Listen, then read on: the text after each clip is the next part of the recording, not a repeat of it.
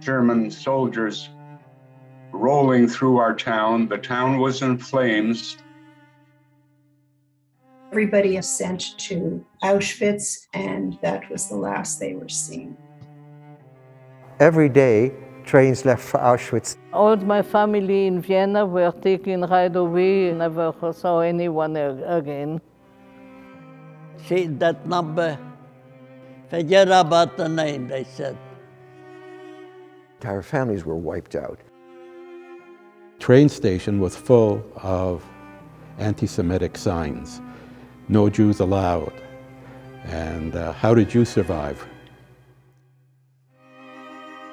Where was God?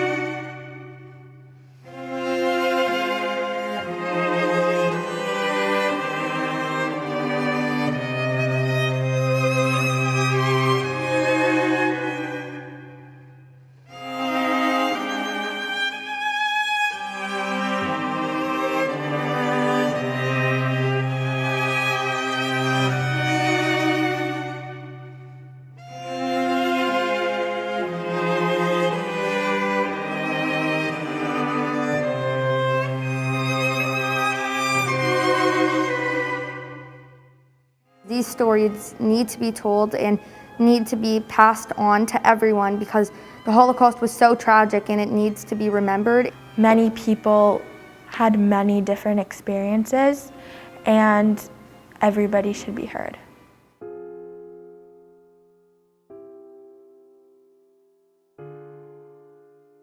Today we got introduced to the Names Not Numbers project. Through this project, my mother has agreed to speak as a subject for her story to be recorded for the very first time ever.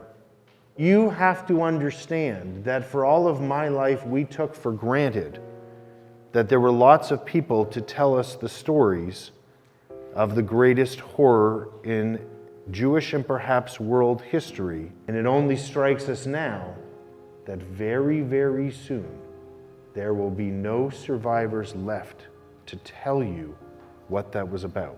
My principal, Eric Petersill, he talked about his mom and how he connects to the Holocaust. We are slowly losing, and so it's important for us to learn what they have to say and to document it so that the children of the future can learn about this. As a school, we have committed ourselves in many ways to ensuring that you are prepared to be the next generation of Jewish leaders, that you understand your history, your tradition, and the responsibility that that places upon you. I hope that you understand the power of this project and your opportunity to be the next generation storytellers of your important history and tradition. Mrs. Tova Rosenberg told us that we will be interviewing Holocaust survivors, which will help us expand our knowledge. This is the last generation that has the privilege to hear the survivors' testimonies firsthand. In a very short period of time, there won't be Holocaust survivors left. My generation are going to be the people who will keep these stories to live on. The survivors and the students are telling the story of the Holocaust for the world to hear, for the world to learn, and to inspire future generations to combat anti-Semitism and all forms of hatred and intolerance. Our Names Not Numbers students are learning history, recording history, and preserving history through their work. In previous years, we've learned a lot about the Holocaust, and I think this is more like of a hands-on and like first account, like we get to really learn about like people who like witnessed it themselves. It kind of feels more real when it's face-to-face because you realize this is a person, they went through this instead of just on a video. You can establish more of an emotional connection, and I feel happy that I can establish this connection before it's too late. And they lined us up, 10,000 prisoners. The snow was coming down, something terrible. It was 20 below zero. And we wore only those striped pajamas like We were just watching a 20-minute video of another school that did the same project as us and interviewed a Holocaust survivor. I'm really excited because then I finally get to like actually film an interview, make a video just like that one.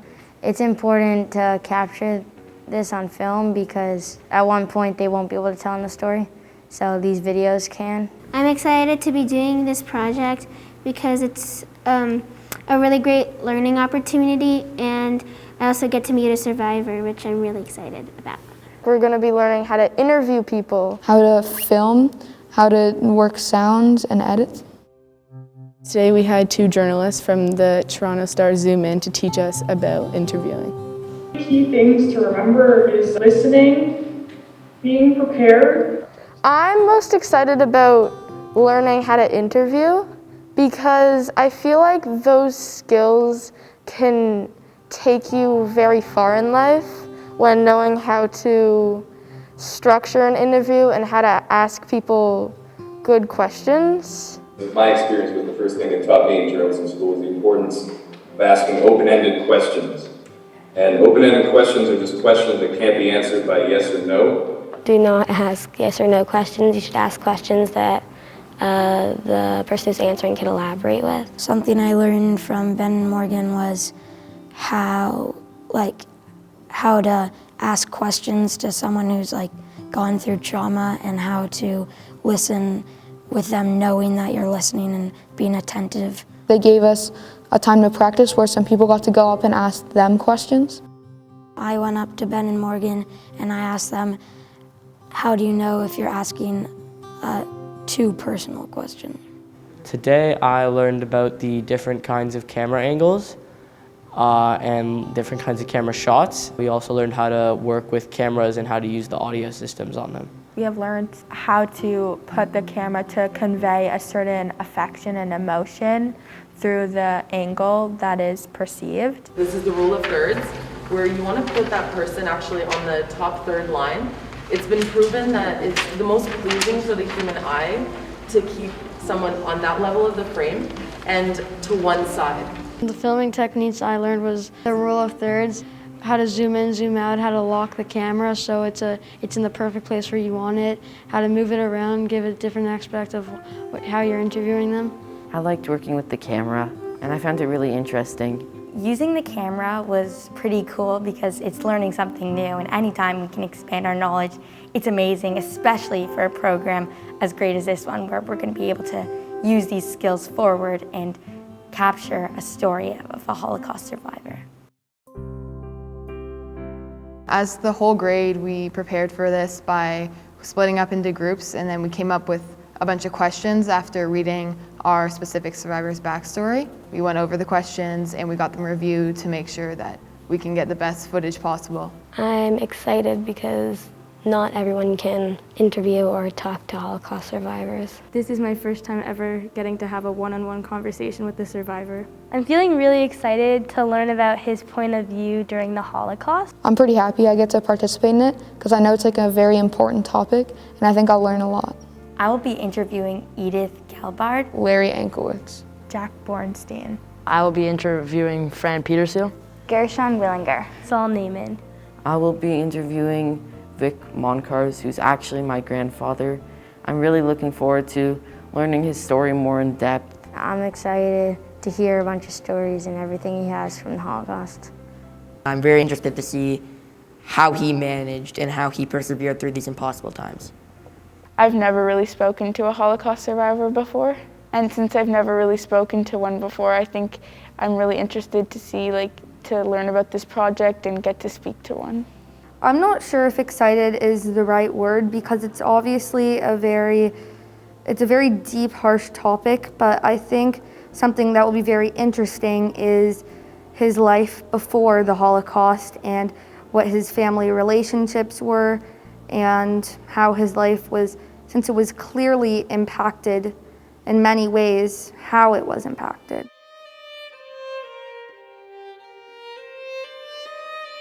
My name is Edith Schwalb-Gelbach.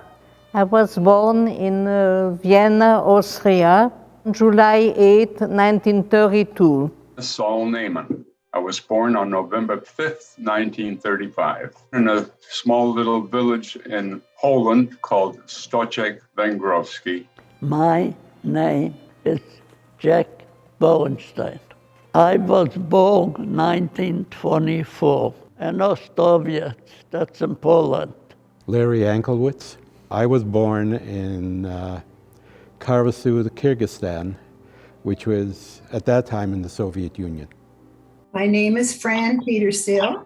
I was born in 1943 in Barcelona, Spain. My name is Milan Votecki. I was born in Prague, Czechoslovakia, March 23rd, 1934. My name is Gershon Vinegar. I was born in 1942 in the Netherlands. My name is Victor Monkars. I was born on June the 4th, 1945 in Magnitogorsk, Russia, which is in the Ural Mountains. It's part of Siberia.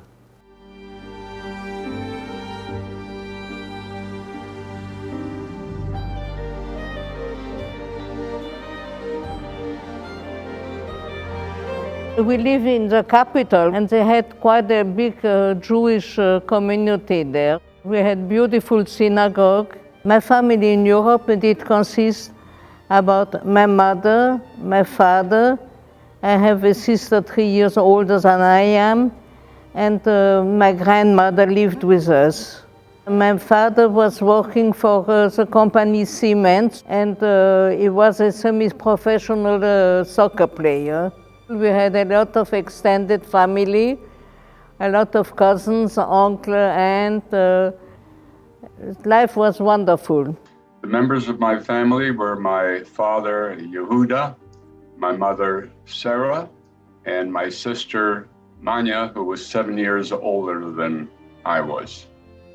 My mother was essentially a homemaker. My father was supposedly a painter. Our life was very simple. It just went on from day to day in our little village. It was quiet, peaceful. There were about 1,000 Jews in our village and about 1,000 Polish people.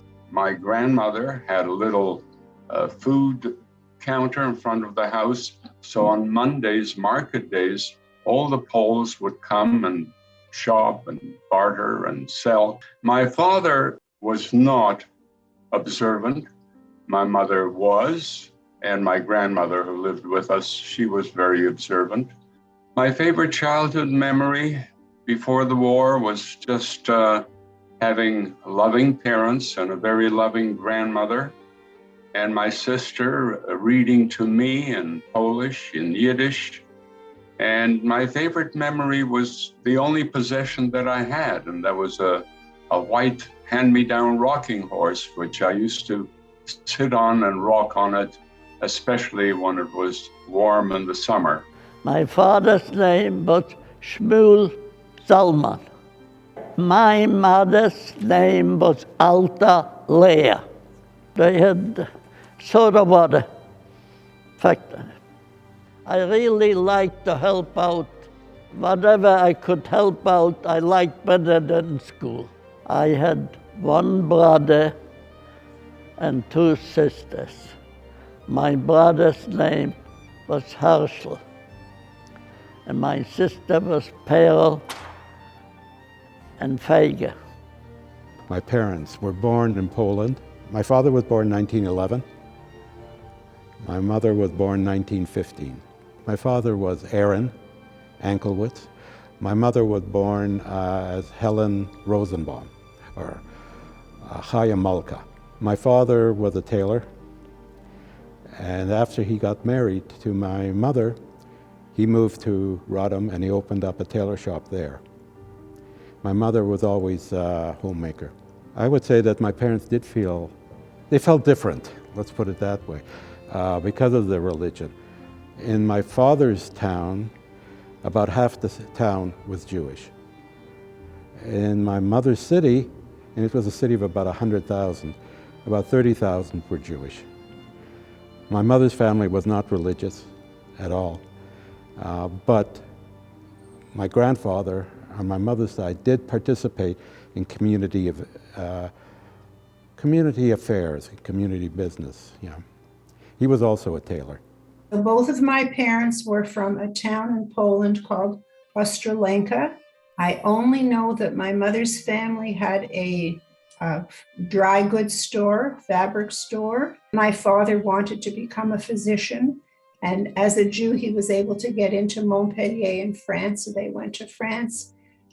They had friends there. Right before the war began, they were living in Paris. The family consisted of my parents, Arnold and Anka Wojtecki, my grandparents, and the closest people beside that was my father's sister and her family, including Harry, who was born the same day as I. My father was a jeweler. My mother was a housewife.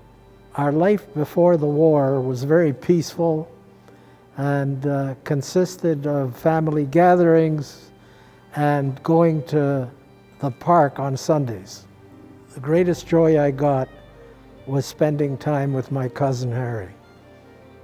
My father came in 1935 first to the Netherlands from Germany because he had to escape. And my mother came already in 1929 from Germany to Holland.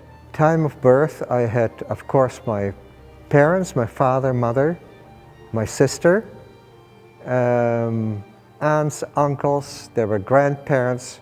My father was a chef in a Jewish kosher hotel in Germany, and my mother is very little known, although what I know about her is that she was kind of artistic, quiet, but what she exactly did for a profession, I'm not sure, because I really never really grew up with my parents because I was too young to remember them.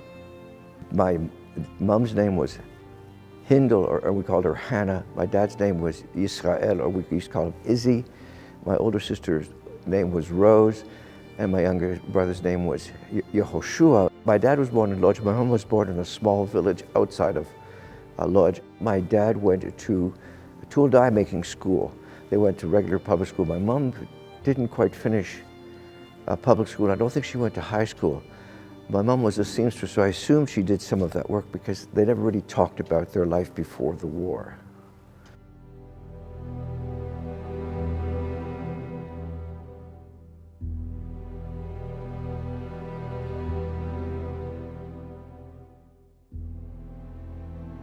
I was 5 years old and my father was arrested.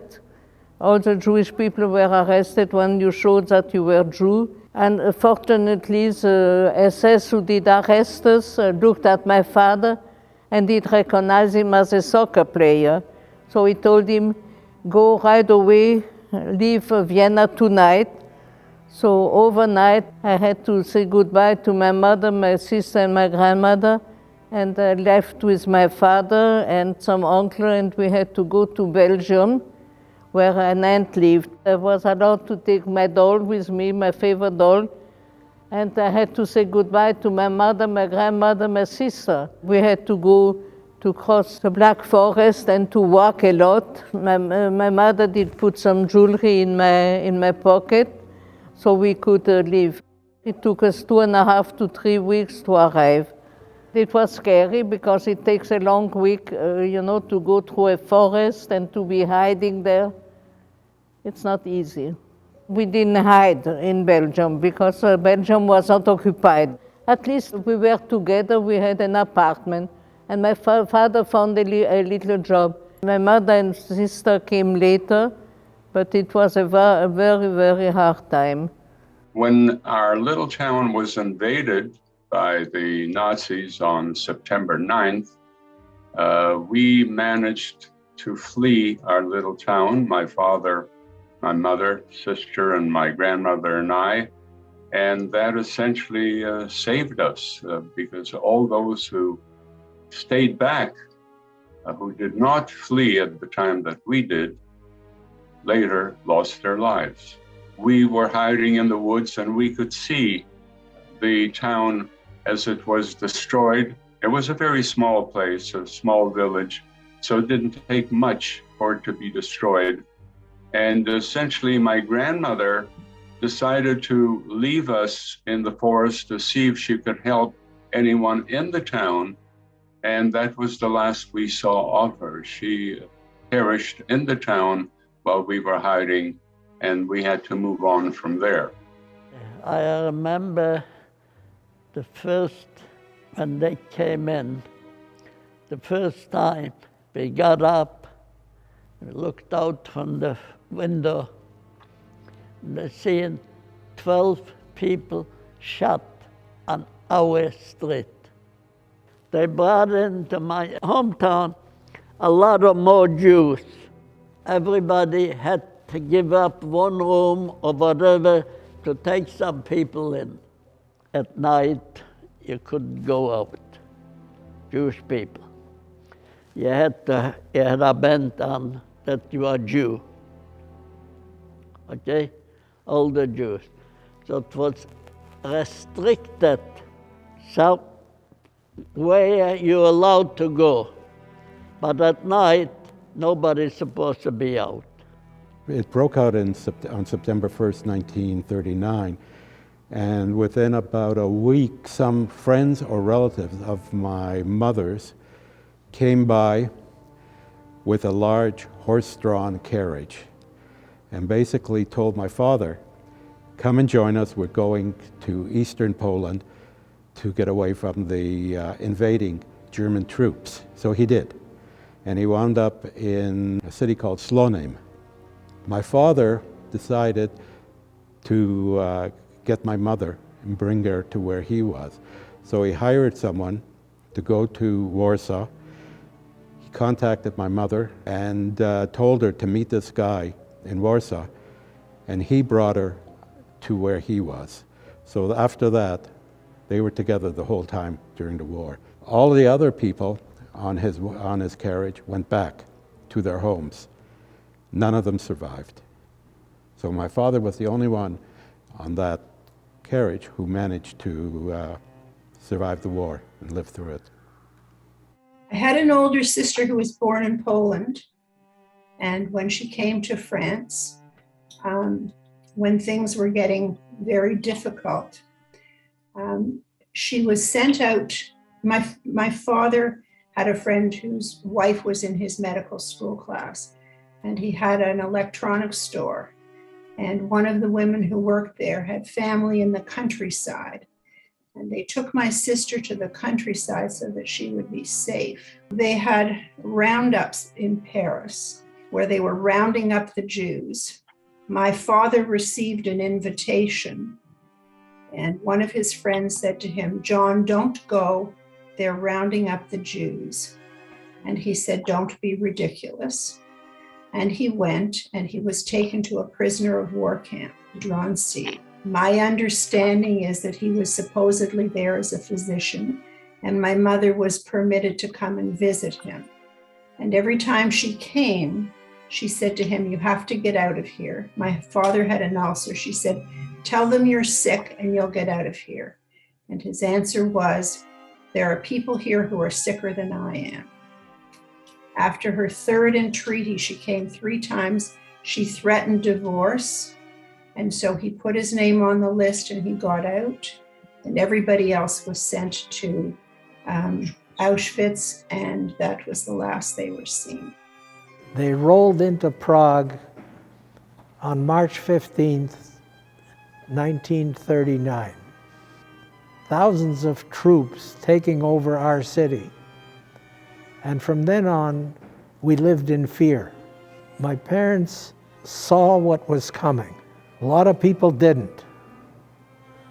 And the reason we're alive is because my father got enough money out of the country into Switzerland to pay for us to escape when the time came.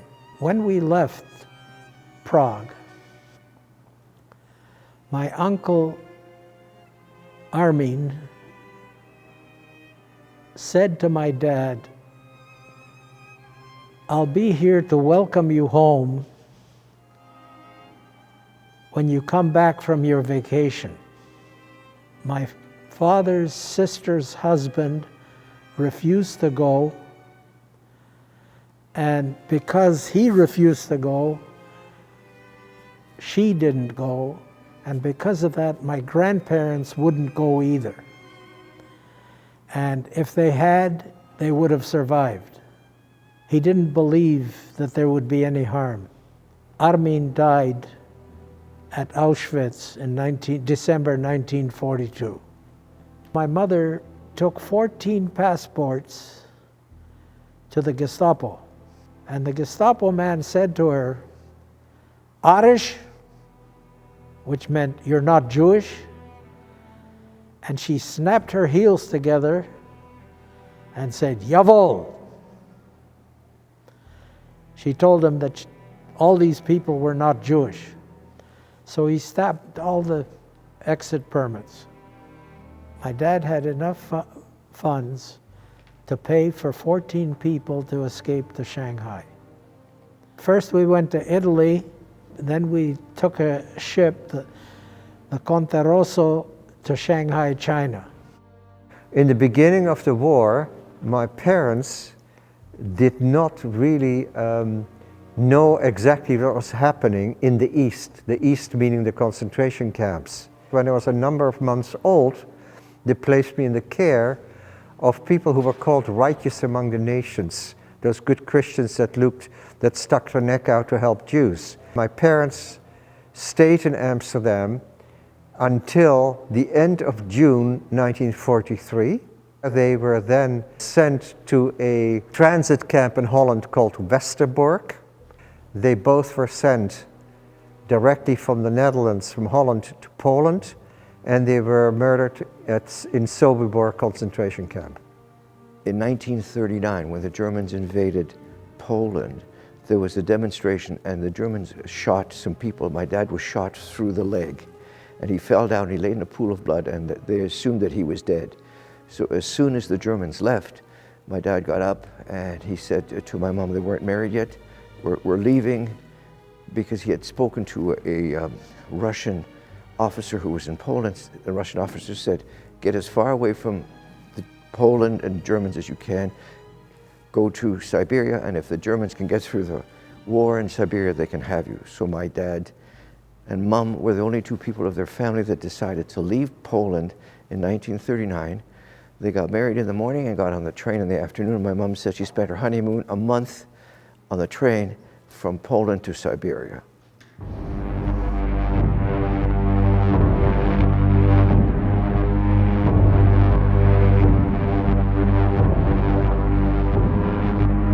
In Belgium we stayed for 2 years, and after all the Jewish people were arrested again, and we had to leave again and to go on a big exode, and we arrived in France. My little brother Gaston was born in Belgium. He was not even a year old. So when my father saw a farm, he ran fast to the farm and gave them money to get some food. France at that time was divided into the north of France, who was occupied, and the south of France, who was French free. We were in a small village in September 1942. All the Jewish people in that small town were taken away in the morning and put in a big truck, standing. Even my grandmother was 72 at that time, and we were put in a holding camp, from there to be sent away. And the women and the children were separated from the men. My mother succeeded to have us free. My grandmother, my sister, my brother and me. And my father was taken with a man and was sent to the concentration camp. It's a children's home, a Jewish children's home, not far. So my mother took my brother and my sister and me there. And the whole town knew we were Jewish, but nobody said anything. In 1943, it became very bad for us. And we had to be hiding. So I had to learn overnight. They say, now your name is not anymore Edith Schwalb, now you are Edith Servant. And I had to learn to lie. I had to learn a new life. I was not born in Austria, even if I had a terrible accent. I was born somewhere in France. I didn't have any idea where it was. And I was an orphan. I said, how can I be an orphan? I still had my mother who had to go into hiding, my sister somewhere else. My brother was with the young kids in that children's home. I was taken with 5 other girls, lying, and we were sent into a high school, in a boarding school. And there the hiding started, and it was very hard. I didn't know where my mother was, my sister, nothing. We were hungry, and the only person knew we were Jewish was the principal of the school. So we were so hungry, and my friend and me, we went in the garbage can, took out the rotten carrots, and we broke out and ate a small piece like that. It was horrible. And once a month, we were allowed to go in the city. They took us into the city to take a shower. We had a 5-minute shower once a month. Otherwise, we washed with cold water in the dormitory. What it is like to hide in the woods. It was very frightening. Again, I was small. I was probably wrapped in that duvet and cuddled by my mother. We probably were there 3-4 days, and then we had to move on. And that's how we somehow ended up in Białystok, which was about 100 kilometers from where we were, but it was a safe place to be. At least we thought it was a safe place to be, because it was under the Soviet occupation. It was not controlled by the Nazis. It was crowded, it was dirty, and there were about 300,000 Jews who fled to that part of Poland. We were all crammed into the same space with other people, and we were all going through the same thing. What is going to happen next? And that's when we and several 100,000 other Jewish people were deported to the Soviet Union. We were sent to Syktyvkar, the capital of the Komi Republic. We didn't know where we were heading, and we didn't know how long it would take for us to get there. We were packed into filthy old cattle cars with thousands of other people on that particular journey. It was horrible. There was no food on board. We were all crammed in like sardines. There was a hole in the floor that served as the toilet. There was no water. There was no fresh air. There was no place to move. As a small child, I sort of was able to crawl into a corner and stay there. It was noisy and smelly. In fact, one of the people had brought a goose with them. People brought whatever they could. And unfortunately, some people passed away just from exhaustion on that trip. But didn't have a ghetto too long. The whole city was liquidated. My father must have known that you have to have something to save you. He paid that I do vote at the Zaklady Ostrowieckie, they called it. So when they send away the Jews, so they called out, whoever votes in Zaklady Ostrowieckie should assemble someplace else, and they took me right there to vote. So I went to vote, and when I got back and I seen they loaded up the people, some Poles said, you know that a truck just took your parents, your family, to kill. I lost the whole family. Everybody was sent away straight to a crematorium. I don't even remember already how I survived. We had to live whatever the portion they give you for voting. It was a lady, she was a teacher, and her husband was a big macher like. So she got me in for a job to help out. And I worked in the kitchen. In the kitchen, I had enough food to eat for 100 years. If I wouldn't get the job in the kitchen and have enough food, I wouldn't survive. We went by truckloads. They filled up like kettles. The car was packed. So till we got to Auschwitz, I would say 80% gone, dead.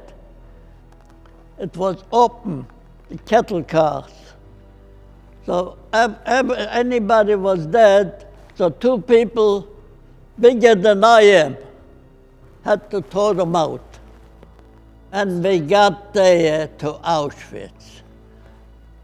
They put, see that number, B4749. That was the number, no name was mentioned, okay? Forget about the name, they said. That's what they called it, barracks.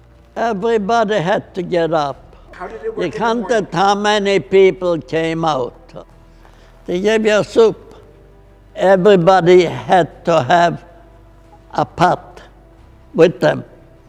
So you went into the kitchen, not the kitchen, and everybody gave you one scoop. That was the meal. But lucky one, if you have some help, so you could get another one. So I had quite a bit extra ones. They brought in truckloads of clothes.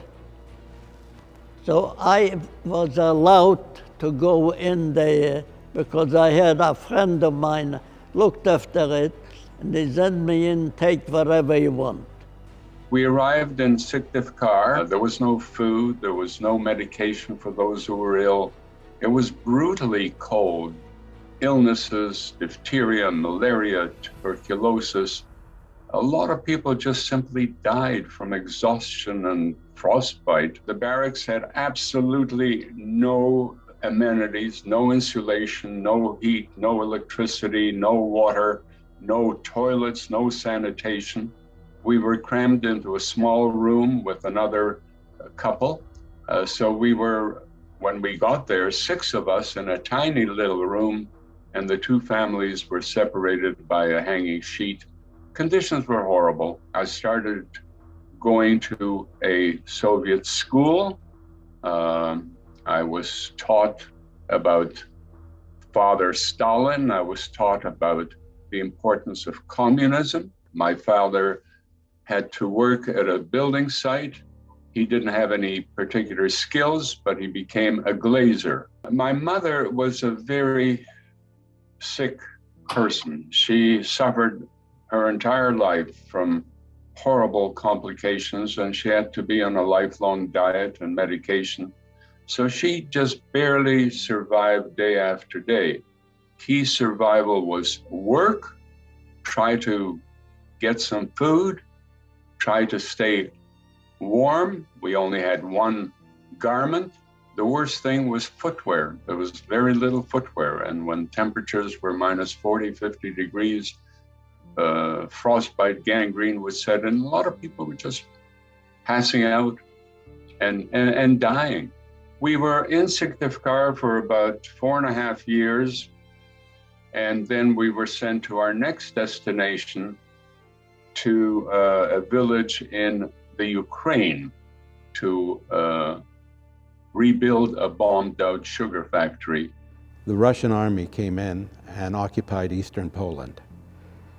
And a little while after that, the Russian Secret Service went around and told everyone who wasn't native to that part of Poland that they could take out what they called a Russian passport, which meant basically taking Russian citizenship. My parents refused. And they were told that if they didn't, they'd be rounded up and sent to work in Russia itself. So that's what happened to them. They were sent to the Ural Mountains. Most of the people who were with them went to work in coal mines. My mother worked harvesting peat bog. some kind of material that the people there used for heating their homes. My father continued working as a tailor because he had been a women's tailor in Poland, and all the women in the local community would come and ask him to make clothes for them. They did this for about a year. So the Polish government in exile reached an agreement with the Soviet government that all the Polish nationals who were in the Soviet Union and in camps would be released, and they could go anywhere they wanted in the Soviet Union. They wound up going to Kyrgyzstan, which was Central Asia. And their lives in Kyrgyzstan weren't that bad. They lived inside the community. They weren't forced to be there. They were living on what was called a kolkhoz, which was a communal farm, like a kibbutz in Israel. And these farms had two leaders. They had a municipal leader and they had a Communist Party leader, who was the more powerful. And it happened that the Communist Party leader was Jewish, and he was very happy to have some people there who were Jewish and spoke Yiddish. So my father worked even there as a tailor. My uncle, my father's brother, was also joined them at about the time where they were free to go to other parts of the Soviet Union. He was drafted a short time later into what was called the Polish army, but was really under Russian control. And as a member of the army, his mail and his communications were much faster than civilian communications was, or civilian mail. So he was able to, when the Soviet army came back and liberated Poland, or parts of Poland, he was able to go to where my parents had lived in Poland, to their hometowns, and he found out what happened. And he told them, he sent them letters explaining exactly what had happened, that my mother's parents, two of her sisters and their families were dead. And he may have even told them that two of my uncles and two of my sisters were in German work camps. So they did receive some information. We were in Italy for 6 weeks, waiting for the ship to depart for Shanghai. Actually, it was a nice trip because, you know, you're on a ship and you get fed 3 times a day. We stopped in Bombay, and it was hot, much hotter than we'd ever experienced. We stopped in Manila, which was also very hot. And then we ended up in Shanghai late at night. On the dock, there were a couple of thousand Chinese, and my mother started to shout, "Anybody here speak Czech?" Out of a couple of thousand Chinese, there was one guy there puts his hand up, he says, "Yeah, I speak Czech." So that's how we got our first night's sleep, thanks to one person who was Czech who was on the dock. Shanghai was a totally different world. There was a lot of poverty. The city was divided in 3. The British controlled the international settlement, the French controlled the French concession, and the Japanese controlled the rest. We had no contact with the Japanese, but we did have contact with people living in the French concession where we lived. Next door to a member of the German consulate who had a son who was 12 years old, who ran around in a Hitler Youth uniform. I made a bad mistake. I was 6 years old, and I called him a dirty Nazi. He carried a dagger with him all the time. He took the dagger to me and he cut my arm in 3 places. My mother wrapped my arm in towels, then she went out and found the young punk, and she beat him within an inch of his life. That was my initiation to Shanghai. I learned 2 things. One, keep your mouth shut, and don't pick fights with people who are bigger than you. My parents went to Barcelona because they were allowing the Jews into Barcelona. And Franco just turned a blind eye to Jews. He wasn't negative, he wasn't positive, and so they could live reasonably freely in Spain. The way my sister got into Barcelona, they had very close friends, and his daughter was there too. She was 5 years younger than my sister. Somebody offered to get the girls from France into Spain, and they put them on a donkey cart. They covered them, and supposedly they were walked from France to Spain through the Pyrenees. That's the story we've been told, which seems quite unbelievable, but that is the story that we've been told. I lived in Barcelona for 6 months. I was born there. After Pearl Harbor, the Japanese decided to put us in a ghetto. What the ghetto meant was you weren't allowed to leave without permission. I was one of 16 young people who got permission to leave the ghetto every day. At the time, we were students at a Catholic missionary school in Shanghai, which was outside the ghetto. At the end of 1944, the Japanese canceled our permission to leave the ghetto. So for the next 6 months, I attended the Jewish school, which was on the edge of the ghetto. Our life was reasonable because my father could earn enough to keep us fed. My dad was, he was a businessman, and he did business without a store, basically, he'd buy jewelry and then he'd sell it and they'd make a profit. There was a shortage of food, of course, and you just got used to the shortages. There was a world-famous yeshiva school with 400 students in the ghetto. These were 400 yeshiva students who escaped with their teachers to Shanghai. The Germans wanted the Japanese to kill all the Jews in the ghetto. And the Jewish leaders met with the Japanese commander. And the Japanese commander said, "Why do the Germans hate you so much?" And the chief rabbi probably saved our lives when he said, "Because they think we're Oriental." In other words, he's saying, they don't like you guys much either. My parents sent me to a righteous among the nations people who were good Christians who lived in the north of Holland, near the German border, to keep me safe. And they looked after me for a while. Then I was betrayed and was taken away from that family. What it means is that it was a crime to hide Jews.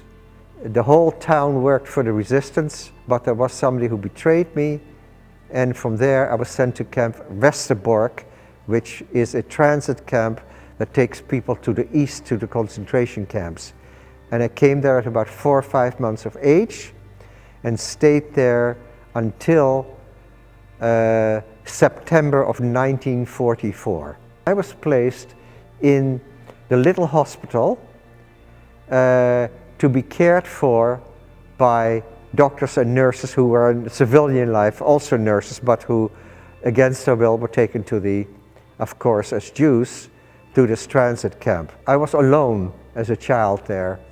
So if I was with my parents, I would have been sent to the east. Every Tuesday mornings, the train left for the concentration camps in the east.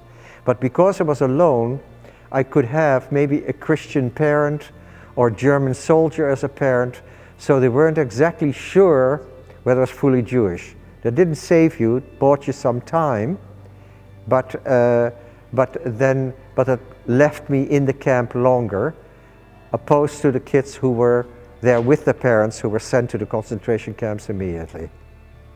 13th of September 1944, with a group of another 49 children, we were 50 children, between the ages of 18 months and 6 years old, we were sent to Bergen-Belsen, a concentration camp in Germany. And there was a lot of typhus, and people died by the thousands. We were there at the same time, towards the end of the war, when Anne Frank was also there. Us 50 children were cared for by 4 young ladies who were put in charge from Holland to take care of us. So they came with us because they had to take care of 50 children between the ages of 1.5 years and 6, and that's very hard. Life was very difficult. My sister was born and she developed rickets, so it was very difficult. There wasn't really good medical care there. They barely survived. My dad, because he was so skilled, made a reasonably good living. He was able to feed the family. And my sister was the only child they had, and I was born just before D-Day, actually, 1945. My dad was a tool and die maker. I guess my mom stayed home as a mother. She didn't work. They raised rabbits. Vodka was the currency. They would trade food for bottles of vodka, or rabbits for bottles of vodka, and that was the currency used. And he went to work, and I guess my mom looked after the rabbits that they raised, and life carried on. Life was not easy. It was very difficult. It was very boring and mundane. There was nothing to do, and they just tried to survive. The rest of their family said, no, we're not going to go. It's going to be cold, and things will be okay. And their entire family, their entire families were wiped out. My parents were the 2 sole survivors of a large extended family: grandparents, parents, brothers, and sisters.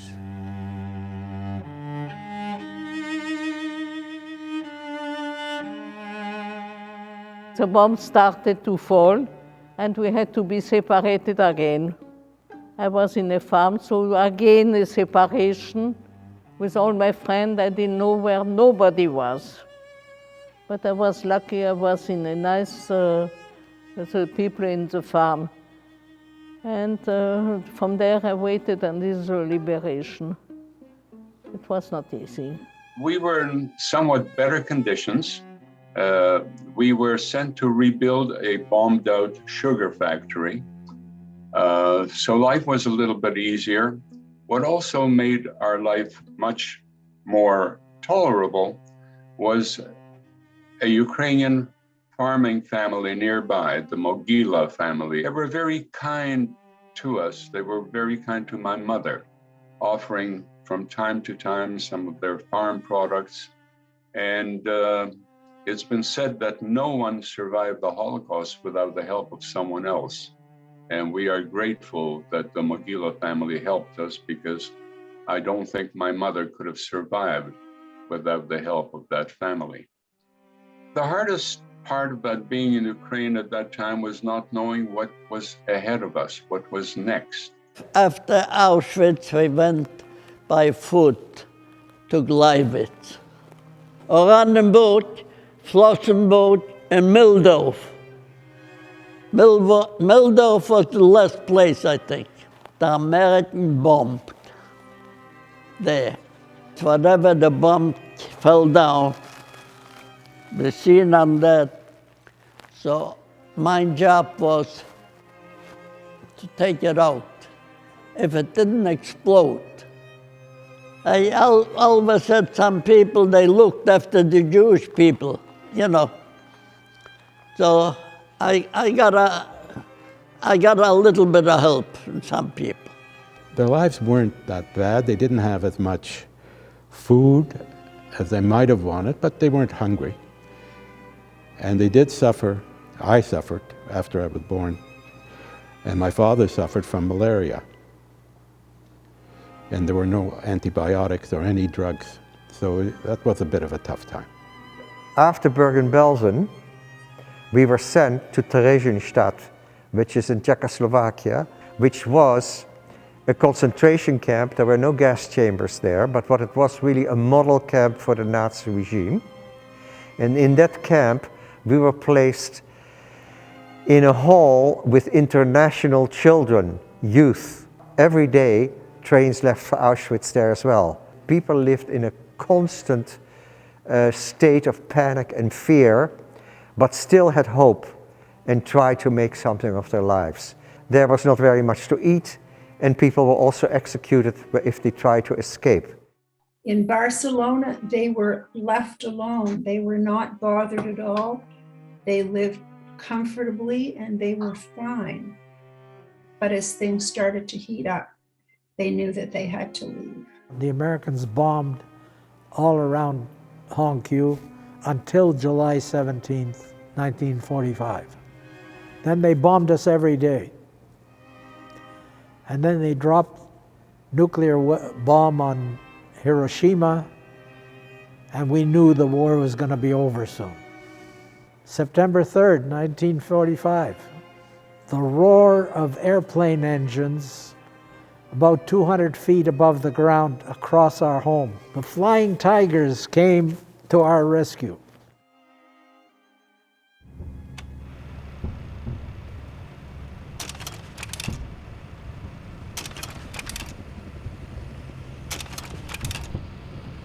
This bulletin has come to you from the NBC newsroom in New York. The German news agency Transocean said today in a broadcast that the Allied invasion had begun. Early Tuesday morning, numerous landing craft and light warships were observed in the area between the mouth of the Somme and the eastern coast of Normandy. At the same time, paratroops were dropped from numerous aircraft on the northern tip of the Normandy Peninsula. This means invasion. So June 6, and at once I saw the plane flying over. And the first Americans we saw was the Flying Tigers. All the farmers, everyone was celebrating. American ships were arriving at the dock, and American sailors and soldiers and Marines were coming ashore. Hey, it's over. The nightmare is over. You were just happy to be freed, not to be afraid anymore. I was liberated in a German camp. They let us go. It was one of the last camps to be liberated, Theresienstadt, on the 8th of May, 1945, by the Russian army, the Red Army. If it weren't for the incredible sacrifice and the incredible bravery of the Soviet armies, the Soviet Union would have fallen to the Nazis, and all of us, those who escaped and whatever, would have been in the same danger as those who remained in Poland and Germany and other parts of Europe. I remember being lifted in a truck and that we picked up clusters of children and that we went back to Holland. They came roaring across the ghetto, low level. They had tiger jaws painted on the nose, and my mother said, "Come in and have breakfast." I said, "No, I'm going to watch them." And she said, "Why?" I said, "Because that's what I'm going to do when I grow up." She said, "Don't be stupid, you're going to get killed." I'm 87 years old. I spent 35 years flying airplanes, and I'm still here.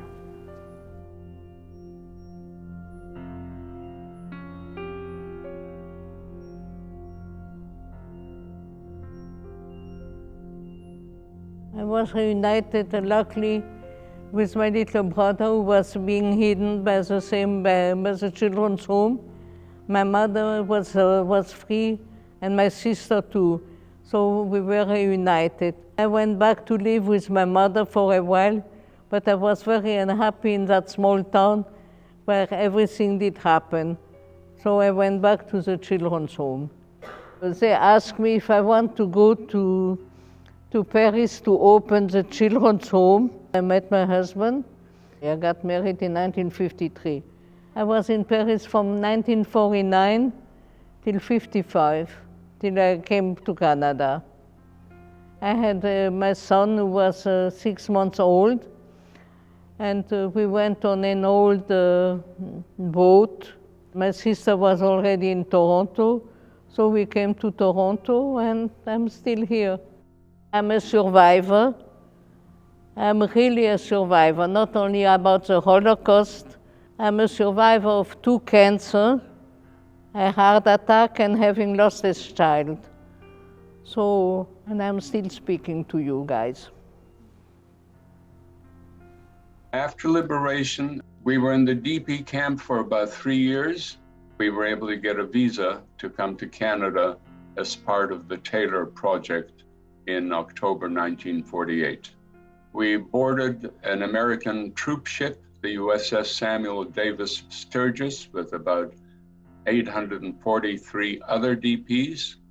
And after a 9-day journey across the Atlantic, we landed at Pier 21 in Halifax on Shabbat, October 16, 1948.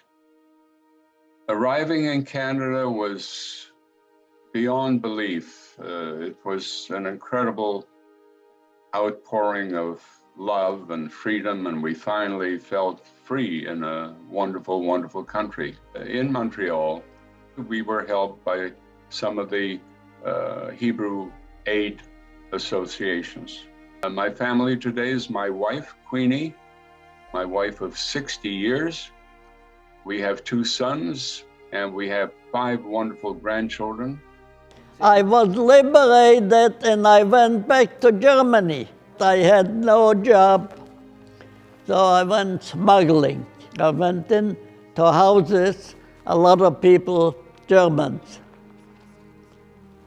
They left the houses and they went away for the bombs.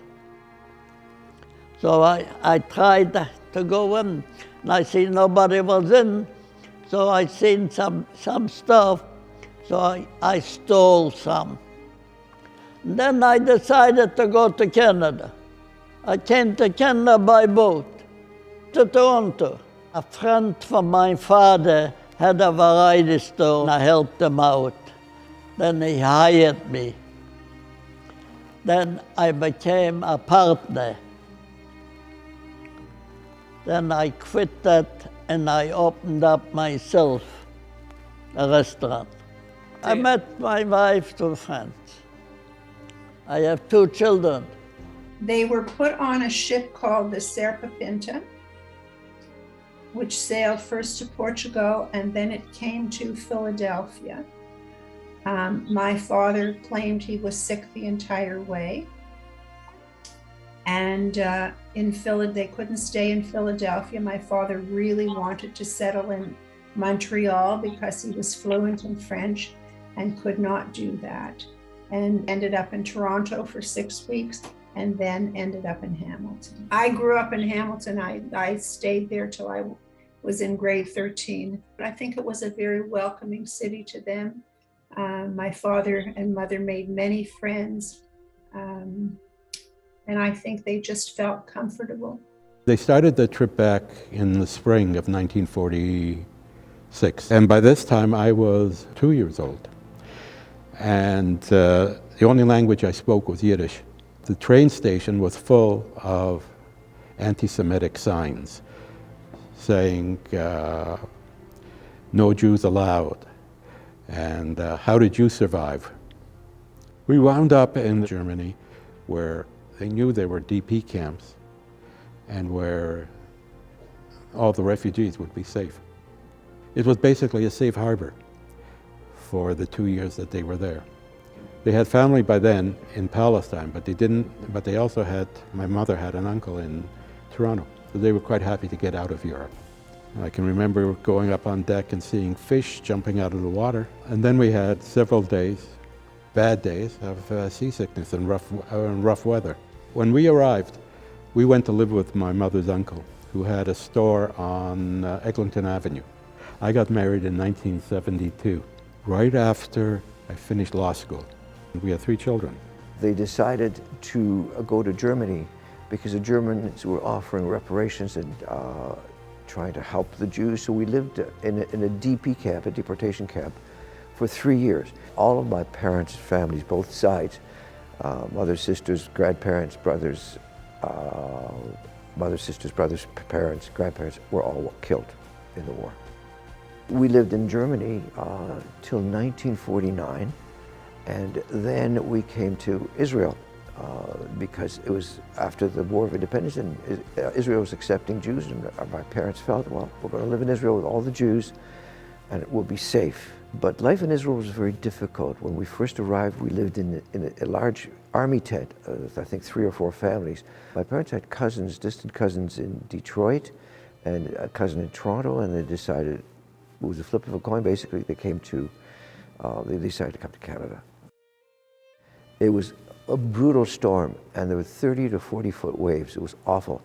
We came to Montreal, we hopped on a train. I remember getting off at Union Station and our cousins seeing my parents, and the sheer joy and the hysteria was incredible because they hadn't seen each other since before the war. I went to a new foster home in Holland, and I lived with them for 10 years. I was labeled developmentally delayed because when I came to my foster parents at 8 years of age, I was not toilet trained and I couldn't walk the stairs. I remember that a member of the family taught me to walk the stairs. My sister and I never received any nationality. So when I was 17, I was adopted and by the people that I lived with so that I could get papers, and I used those papers to leave on my 18th birthday for Israel. So I was graced as a Zionist. I was first in the kibbutz, and then I was drafted into the Israeli army. I was in the army for 2.5 years, and I was also a professional after I finished university in social work. I became a mental health officer in the Golan Heights. Because I studied social work and I was a social worker, and I got married, we had 3 children, it was very hard to maintain a family on the salary. So my leaving, coming to Canada, which was very nice, a wonderful country, was really purely economical because I couldn't manage to keep a family with 3 children there. The Americans offered us a free ride back to Europe. A year and a half later, the communists took over Czechoslovakia, and we had to flee again, and we fled to Canada. When we came to Canada, we settled in Montreal, and we discovered that just north of Montreal, an hour and a half north, in Val-David, Jews weren't allowed into the town. That's the first time I ever heard of anti-Semitism, other than the Nazis. I'm 87 today and I'm still working. I love what I do. December the 28th, 1957, we got married.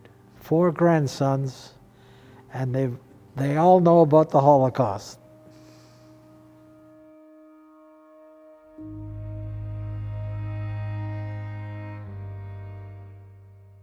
Pass the word on about what happened.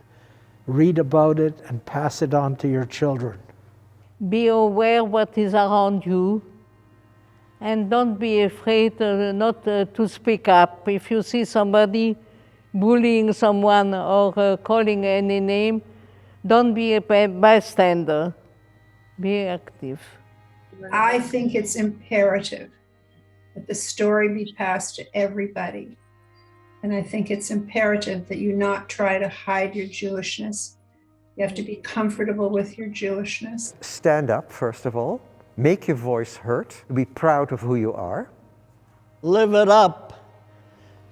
That you didn't have to go through what I went through in my life. Get the best education, both secular and religious, that you can, and to enjoy it, and to be the best people you can be once you get out and you're making your own way in the world.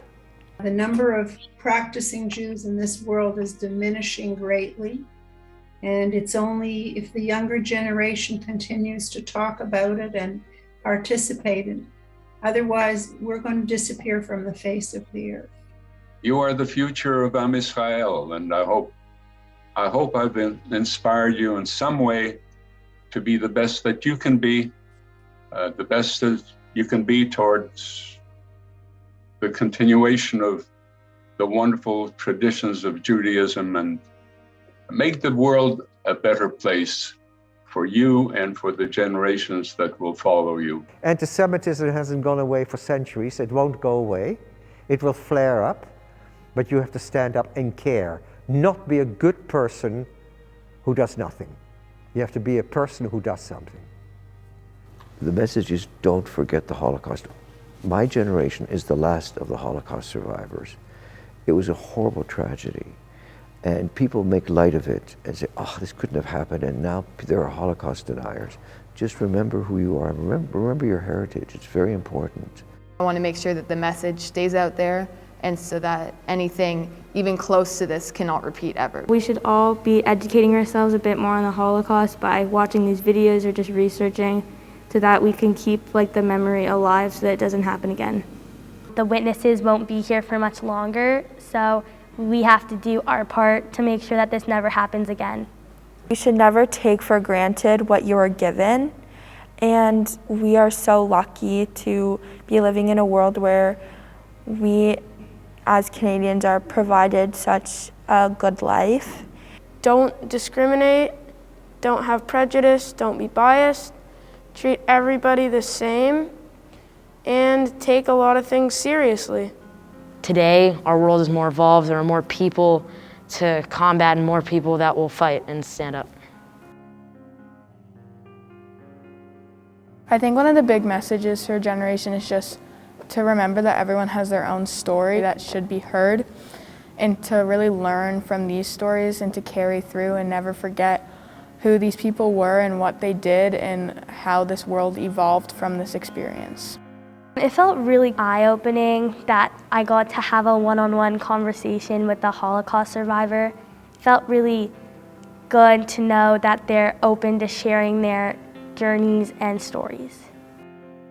We can learn so many things from the Holocaust, but I think that we have to learn to love each other, because since everyone is different, we all build up a community, and our community can even be more loving and kind and strong with everybody. My message to my generation is to not forget what happened, because it's such an important event, so something like this never happens again.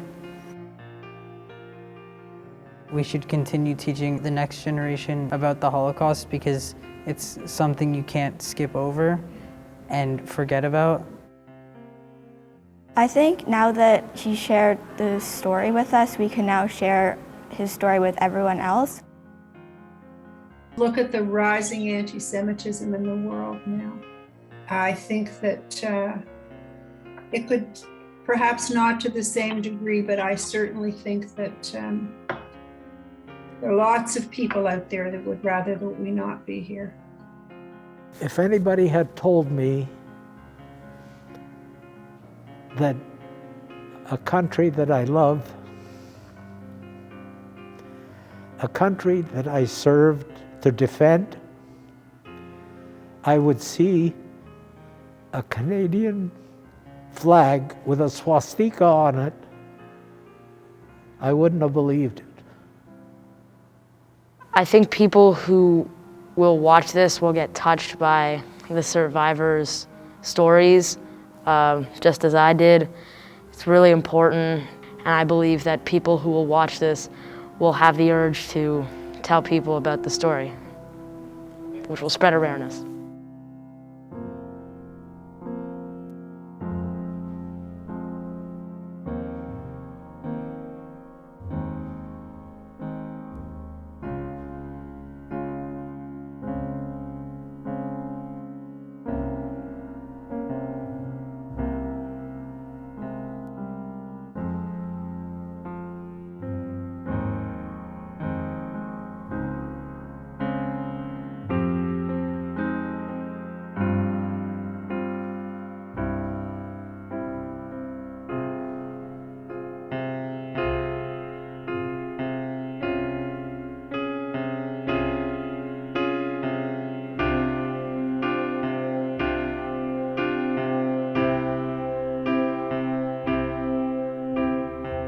message to the survivors that participated in this film is that it's amazing that they were able to tell their story, and it's amazing how they're comfortable and they feel comfortable sharing their story to people that they never met.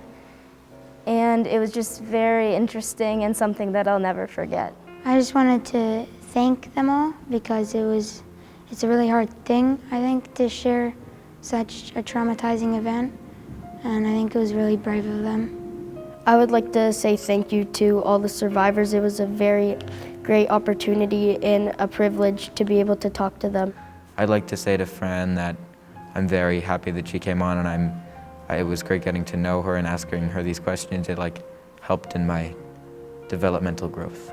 I'm just grateful that we got to hear their stories. You guys are all so brave for being able to still share your stories after this terrible experience. And I feel more empowered, and I hope you do too.